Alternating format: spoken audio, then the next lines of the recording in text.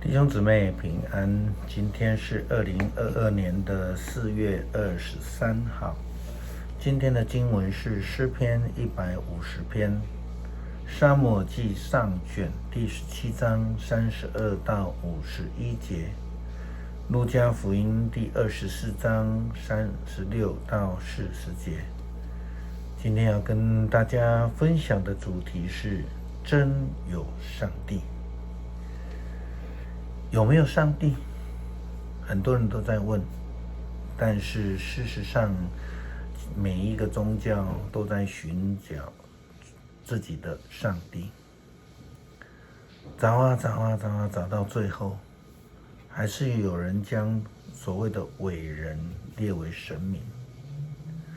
古代呢，人们将皇帝列为天之子。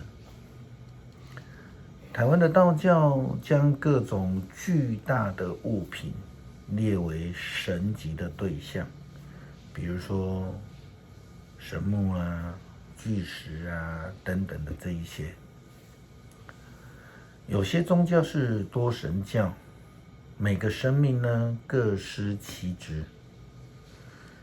我们就以圣经的出埃及记里面的埃及为例。在10个灾难的当中，其实就是法老王想要透过他所相信的10个神明，来与以色列人的独一真神耶和华上帝来对抗。许多民间宗教的朋友，其实他们也不太清楚哪一个神明管什么事情。也因此就有人说，哎呦，不管了，就多拜多保佑了，只有这样的想法。对他们而言，拜就对了，不管是拜什么对象，即便是他们经过了基督教的礼拜堂，也会停下来，转个头，双手合十拜一下。大家都在找上帝。那么谁的上帝是真神？这就值得我们去思考了。当然，我们在讨论之前，还是要先来界定。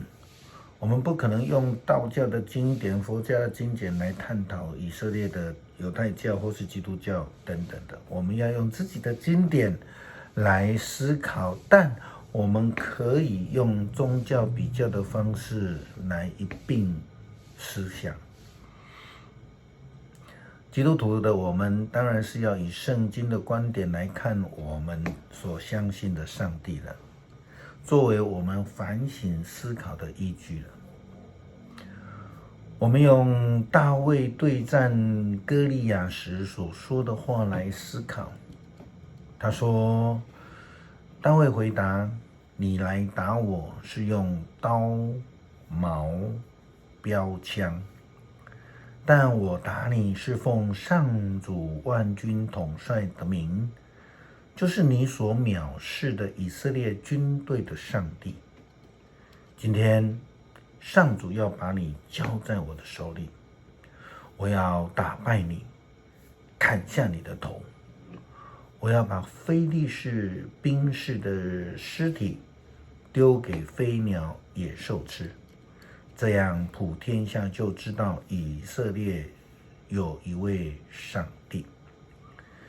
这里的每一个人也都知道，上主不需要用刀或矛来拯救他的子民，他战无不胜，他要把你们交在我们的手中。接着大卫跟歌利亚的对战，上帝要让歌利亚让非利士人知道，真有一位上帝，以色列人的上帝。就表面上来看，高大巨大的歌利亚符合了台湾道教的神级的范畴了。因为这种身高将近3公尺的人，就连现代营养这么好的时代也找不到啊。但是在面对胆怯的以色列人当中，这个小孩子大卫的时候，情况却完全的不同，并不是因为大卫很厉害。正如同当时候上帝差遣撒母耳去耶西的家里，准备挑选一位即将要受膏抹的人的时候，上帝告诉撒母耳的。撒母耳记上卷第16章第7节，上主给撒母耳说，不可看他的外表，身材高大，我所拣选的不是这个。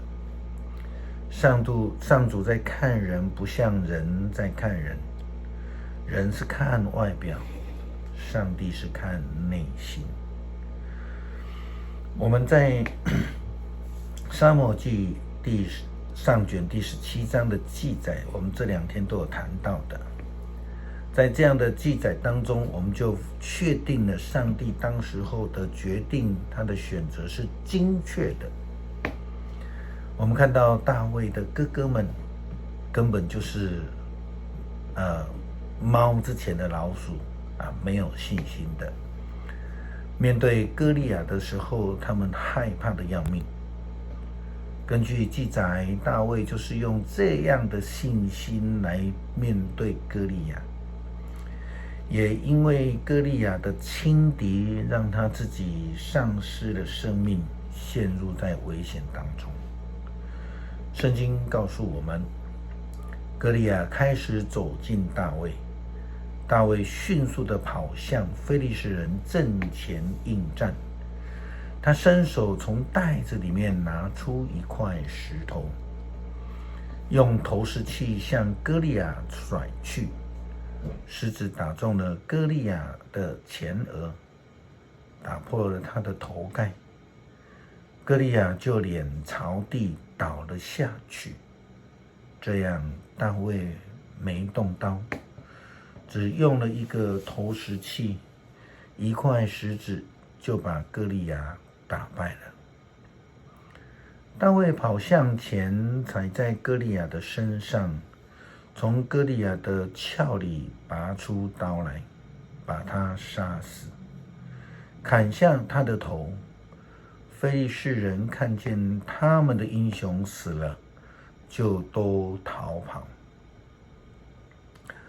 也如同大卫告诉扫罗王的，上帝让他在看顾羊群的时候，已经训练成了一位战士的能力。如今在战场上能够得胜，并且透过大卫证明了以色列人所依靠的真神。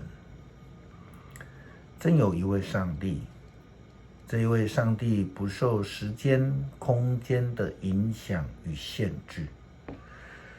这一位真神在耶稣基督的身上也彰显了出来。他不像一般的宗教是人手所刻出来的偶像。我们看到耶稣受逼迫钉死在十字架，埋葬，死了，复活之后，复活的基督显现在门徒的面前。根据路加福音24章36节到40节的经文记载，这样告诉我们，他们正在讲这些事，忽然主亲自站在他们当中，对他们说：愿你们平安。他们惊惶站立，以为见到了幽灵。耶稣对他们说：你们为什么烦扰呢？为什么心里疑惑呢？看看我的手和脚，是我，不是别人。摸一摸我，你们就知道。幽灵没有肉，没有骨，你们看，我是有的。他这样说着，就把手和脚给他们看。这应验了耶稣基督的预言，更应验了旧约先知书的预言。上帝真的是不受时间、空间的限制，连阴间的权势也无法限制他。他复活了，没有其他的宗教能够提供这样的应许以及救恩。他是真神，并且赐下了平安给在不平安世代的人们。诗篇150篇，要赞美上主，要在他的圣所颂赞他，要在他彰显能力的天空颂赞他，要颂赞他大能的作为，要颂赞他至高无上，要吹号角颂赞他，要弹琴奏瑟颂赞他，要打鼓跳舞颂赞他，要奏乐吹箫颂赞他，要用响亮的铙钹颂赞他，要用尖浆的铙钹颂赞他。一切有生命的都要颂赞上主，要赞美上主。恳求上帝让我们能够看到真神，就是那一位胜过时间、空间、阴间死亡权柄的上帝，让我们得以因为相信而得救。感谢祷告，奉主耶稣基督是圣名的求，阿们。